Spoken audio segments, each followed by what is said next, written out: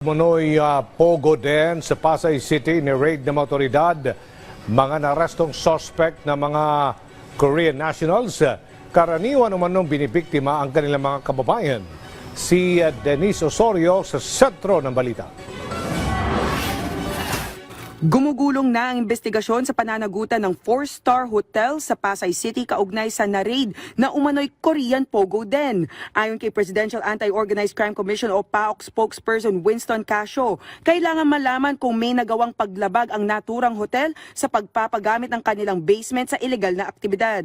Posible lamang hindi nila alam sapagkat naglalabas-masok po 'yon sa kanilang sa kanilang hotel. Pero naman pong mga legal instruments ang Estado, kapag may mga paglabag na ganyan, pwede ho natin silang masampahan siguro ng petition for civil forfeiture at yung mga grupong, yung mga individual na mga Koreano naman at saka mga Pilipino, pwede nating sampahan ng criminal forfeiture. Arestado sa raid ang isang grupo ng 6 na Korean nationals na sangkot sa umano'y illegal na online gambling na ang target ay mga kapwa nilang Koreano din.